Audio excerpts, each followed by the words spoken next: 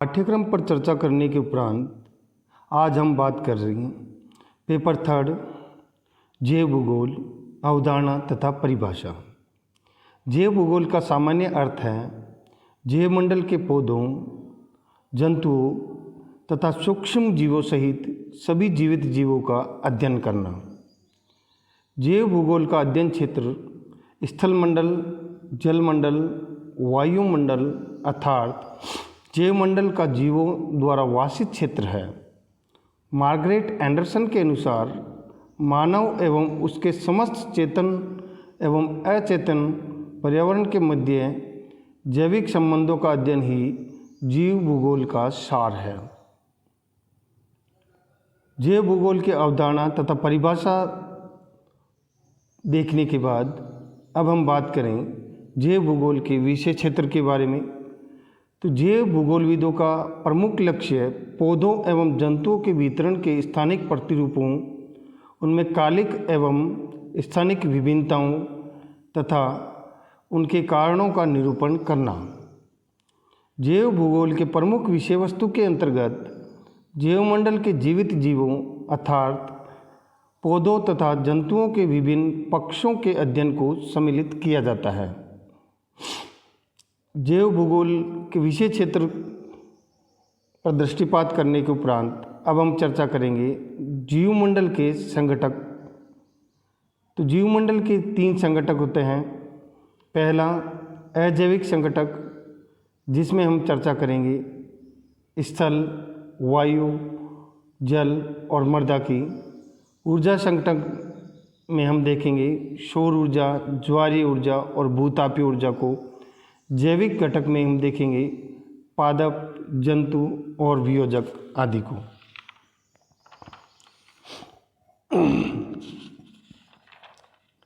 तो सबसे पहले हम चर्चा करें अजैविक घटकों की।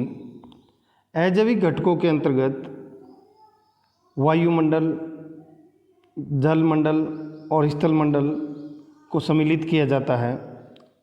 वायुमंडल जीवमंडल में जीवों के लिए आवश्यक ऑक्सीजन तथा अन्य गैसेज प्रदान करता है तथा यह सूर्य से आने वाली शॉर्ट या लघु तरंगों को आने से रोकता है और सूर्य से आने वाली पराबैंगनी किरणों को भी ये अवशोषित करता है। इसके अलावा इस सौरिक ऊर्जा को हरी पत्ती वाले पौधे प्रकाश संश्लेषण विधि से अन्य ऊर्जा रूपों में परिवर्तित करते हैं, जिसका पौधे, मनुष्य, जंतु आदि उपयोग करते हैं। वायुमंडल संघटक के अंतर्गत वायुमंडल के संघटक तथा संगठन तथा मौसम एवं जलवायु के तत्वों यथा सूर्यताप, तापमान, वायुदाब, पवन, आर्द्रता, वर्षा, चक्रवात आदि को सम्मिलित किया जाता है। जलमंडल में हम झीलों, नदियों और महासागरों को सम्मिलित करते हैं। यह जलीय संघटक ग्लोब के सर्वाधिक क्षेत्रफल पर विस्तृत होता है। इसी जलमंडल से जीवमंडल के लिए जलवाष्प तथा जलीय घोल प्राप्त होता है। जलमंडल जलीय जीवों को जीवन प्रदान करता है। महासागरीय तापमान, घनत्व, उसकी लवणता, महासागरीय गतियाँ, सागरीय लहर, तरंग, धारा, ज्वार भाटा तथा महासागरीय तली के उच्चावचन, महाद्वीपीय मगन तट, महाद्वीपीय मगन ढाल, गर्त, गहरे सागरीय मैदान जैविक संगठन को प्रभावित करते हैं। स्थलमंडल जीवमंडल का एक महत्वपूर्ण संघटक है। स्थलमंडल शेल निर्मित क्रस्ट होता है, जिसका विस्तार महाद्वीप एवं महासागर दोनों पर देखने को मिलता है।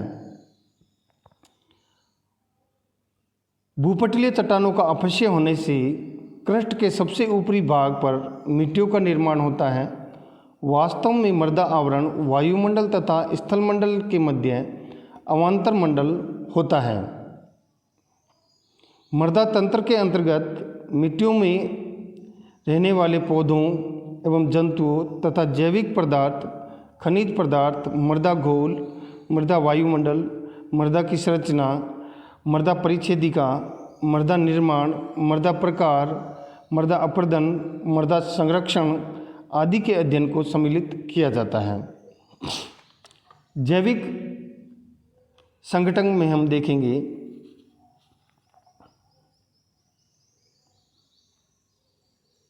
जंतु भूगोल और पादप भूगोल को।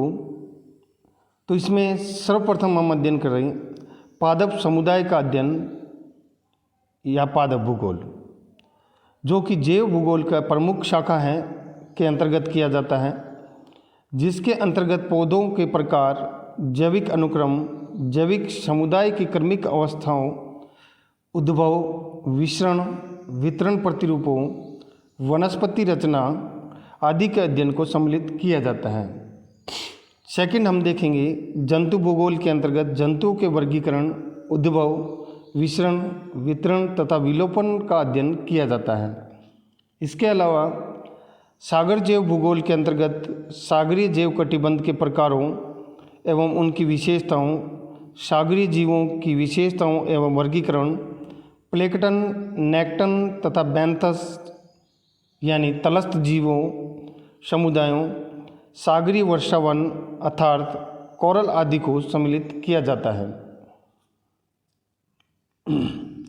इसके अलावा जैव विविधता तथा वन्य जीव संरक्षण के विभिन्न पक्षों का अध्ययन जैव भूगोल का महत्वपूर्ण विषय वस्तु है। अब हम बात करें जैव भूगोल की शाखाओं की, तो मुख्यतः जैव भूगोल की दो शाखाएं हैं, पहला पादप भूगोल तथा दूसरा जंतु भूगोल। तो पहले हम पादप भूगोल पर चर्चा करते हैं। पादप समुदायों के अध्ययन को पादप भूगोल कहते हैं। इसके अंतर्गत पौधों के उद्भव, उनमें कालिक एवं स्थानिक परिवर्तनों, विसरण एवं वितरण प्रतिरूपों, समय के संदर्भ में उनकी स्थानिक एवं कालिक विभिन्नताओं तथा उनमें पारिस्थितिकीय परिवर्तनों की प्रक्रियाओं एवं कारणों, उनके पर्यावरण के साथ अंतःक्रियाओं तथा उनके प्रभावों का अध्ययन किया जाता है। पादप भूगोल के विषय वस्तु के अंतर्गत पादप प्रकारिकी, वनस्पतियों की स्त्रीकरण, जैविक अनुक्रम तथा क्रमक अवस्थाओं, पौधों के उद्भव, विसरण, विलोपन तथा वितरण के अध्ययन को सम्मिलित किया जाता है। सेकंड हम देखेंगे जंतु भूगोल। स्थलीय एवं सागरीय आवासों के जंतुओं के अध्ययन को जंतु भूगोल कहा जाता है, जिसके अंतर्गत जंतुओं के प्रजाति उद्भवन, विसरण, वितरण तथा विलोपन, जंतुओं के पर्यावरण के साथ अंतःक्रियाओं, मानवीय क्रियाकलापों के जंतुओं पर प्रभावों, जंतुओं की आपसी अंतःक्रियाओं आदि का अध्ययन किया जाता है। जंतुओं के विभिन्न पर्यावरणीय दशाओं में अनुकूलन की क्षमताओं का अध्ययन भी होता है। पौधे एवं जंतुओं के समुदायों के अध्ययन के उपागमों के आधार पर जैव भूगोल को निम्न 3 शाखाओं में विभाजित किया जाता है। इसमें पहला है पारिस्थितिकीय उपागम, दूसरा भूगोल ऐतिहासिक भूगोल और तीसरा है संरक्षण भूगोल। तो पहला है पारिस्थितिकीय जैव भूगोल। स्थलीय एवं सागर जीवों की विभिन्न पर्यावरण दशाओं में अनुकूलन दक्षता, उनके जीवन की आदतों के मध्य अंतर संबंधों एवं अंतरक्रियाओं के अध्ययन को पारिस्थितिकीय जैव भूगोल कहते हैं।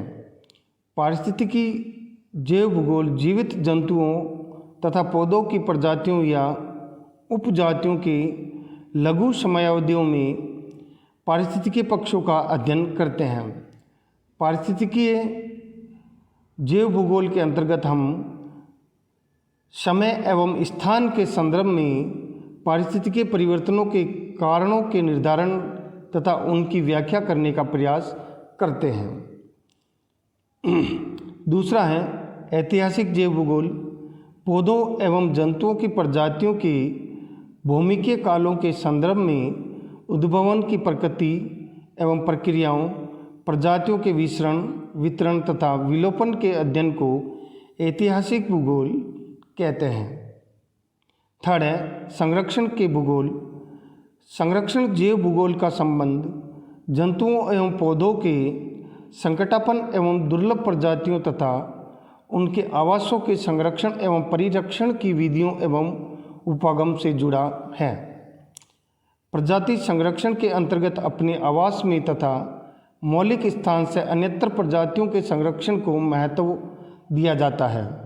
जैव विविधता के प्रतिरूपों एवं उनके क्षय की प्रक्रिया एवं कारकों तथा उनके संरक्षण एवं अनुरक्षण का अध्ययन संरक्षण जैव भूगोल का प्रमुख विषय है।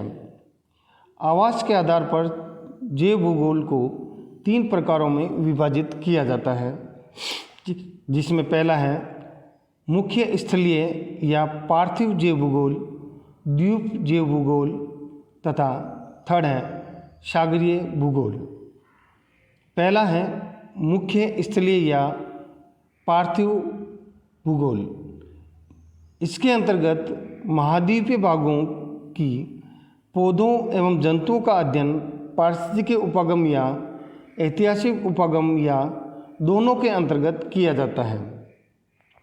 दूसरा है सागरीय जीव भूगोल का संबंध सागरों के विभिन्न आवासों तथा विभिन्न जंतु कटिबंधों के सागरीय जीवों प्लैंकटन, नेक्टन तथा बेंथस समुदाय के अध्ययन से है।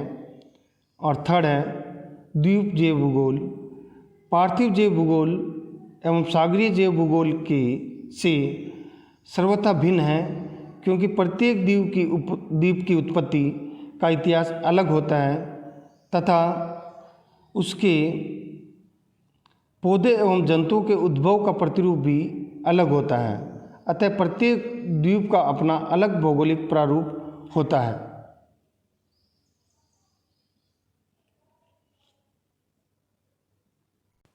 जो दूसरे द्वीपों से सर्वथा भिन्न होता है, क्योंकि प्रत्येक द्वीप की उत्पत्ति की प्रक्रिया यथा विवर्तनिक कारक तथा महाद्वीपीय प्रवाह, अंतःसागरीय ज्वालामुखी क्रिया, सागर तल में उतार चढ़ाव, सागरीय तली पर भ्रंशन आदि भिन्न भिन्न होती है। अब हम बात करें जैव भौगोलिक अध्ययन के उपागमों की, तो जैव भूगोल के 2 उपागम हैं। पहला है विकासीय या ऐतिहासिक उपागम और दूसरा है पारिस्थितिकीय उपागम। सर्वप्रथम हम चर्चा करते हैं विकास के उपागम की। तो इसमें मुख्यतः 2 पक्षों पर जोर दिया जाता है। पहला प्रजातियों के उद्भव की प्रकृति, प्रक्रिया तथा कारक, और दूसरा है प्रजातियों के उद्भव, वितरण तथा विलोपन का ऐतिहासिक अनुक्रम। इस उपागम के माध्यम से वर्तमान समय में मिलने वाले पौधों एवं जंतुओं के विकास एवं वृद्धि की अवस्थाओं का निर्धारण करते हैं। ऐतिहासिक उपागम के अंतर्गत प्रजातियों, पौधों तथा जंतुओं के वितरण तथा विलोपन के प्रतिरूपों, प्रक्रमों, कारणों आदि का विभिन्न भूगर्भिक कालों के संदर्भ में पता लगाया जाता है तथा उनकी व्याख्या की जाती है। दूसरा है पारिस्थितिकी उपागम। इस उपागम के अंतर्गत प्राकृतिक पारिस्थितिक तंत्रों के जैविक एवं अजैविक संगठकों के मध्य तथा जैविक संगठकों के आपसी अंतर्संबंधों की व्याख्या की जाती है। लास्ट में हम देखते हैं जैव भूगोल की सार्थकता एवं महत्व। वर्तमान समय में जैव भूगोल मानव समाज के लिए अधिक सार्थक एवं महत्वपूर्ण हो चला है, क्योंकि विभिन्न प्रकार के जैविक संसाधन मानव समाज का आधार बनाते हैं। विभिन्न प्रकार के जैव भौगोलिक प्रक्रमों यथा प्रजाति उद्भवन, प्रजातियों के पुनर्जनन, वनस्पतियों तथा जंतुओं का वितरण एवं विलोपन, जैव रासायनिक चक्र, जलीय चक्र, ऑक्सीजन, कार्बन, नाइट्रोजन, फास्फोरस चक्र, जैव मंडलीय पारिस्थितिकी तंत्र में ऊर्जा एवं पदार्थों का चक्रण आदि के अध्ययन से वनस्पति तथा जंतु जगत तथा जैविक संसाधनों के विदोहन, उपयोग तथा संरक्षण को सहायता मिलती है। धन्यवाद।